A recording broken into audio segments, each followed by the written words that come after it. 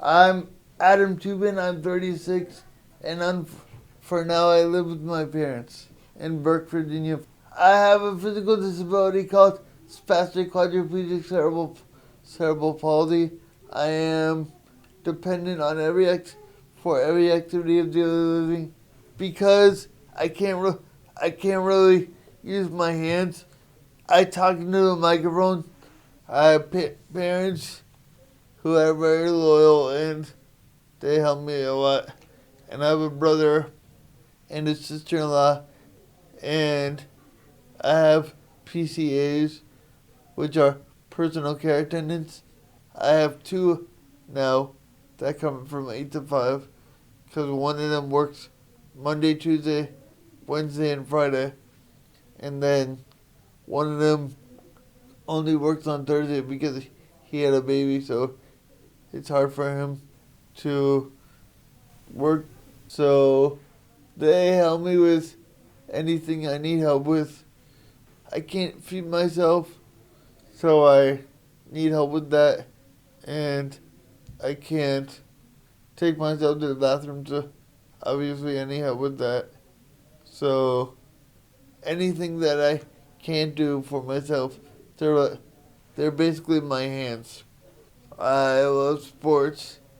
Well, I like the weather a little bit, and I like talking on Facebook to girls, but my parents are trying to get me away from that because you should always meet somebody in person and not on Facebook that much.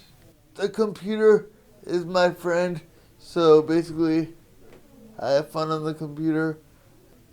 If I don't have technology in that area now, since I can't really use my hands, it's hard to do anything without using your hands. I work at Costco during the week, and then I also do the 50-50 raffle for the Capitals and the Wizards. At that job, I'm noticing my muscles aren't really coming into that job because I have to press buttons in order to sell the raffle tickets. So it's hard for me to reach to the screen, to the buttons. When I'm stressed in my head that I can't really drive my wheelchair, I'm on Lexapro and Zoloft and Seroquel to sleep, but those are all pretty much fizzled out now because I've been on them for such a long time. So I don't think they're really helping, but my psychiatrist, she always wants me to stay on them. But she told us about this program called Calm. It's a calming program that you can use with your cell phones. The main problem was with my other psychiatrist. He had a walk up with no elevator, so that's basically why we switched. We would meet in the van, or if it was a nice warm day, we would meet in the park. It was hard to talk to him about anything private in the park or in the van because my parents were always there. He usually spent 20 minutes, and they charge a lot of money for just 20 minutes. I had a psychologist, but she moved to Oregon. So my parents are saying if I don't try to come up, they're not going to look for another one for me.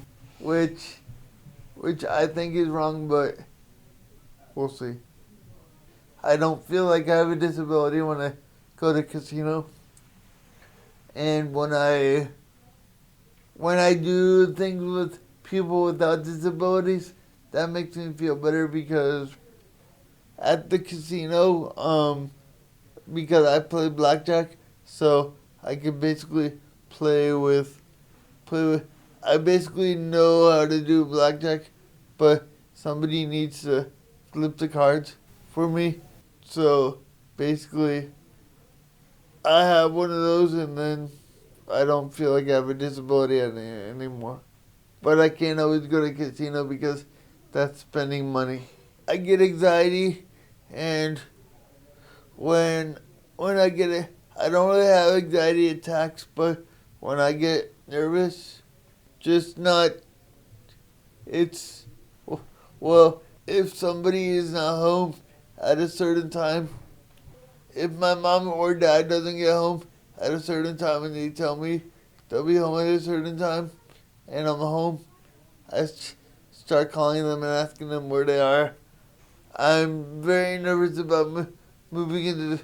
I'll be moving into a group home with 3 friends of mine, but one of my good friends decided not to move in because she just decided not to. So I'm extra nervous now because even though I know the 3 people very well, I go to Spark and they're from Spark, but I don't know them as well as I know this individual.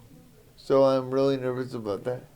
Now that the group home is getting closer, I feel like I'm going to be even more stressed. So now it's going to be even more stress, I think. If you have mental health in a wheelchair or for caregivers, I think you should understand the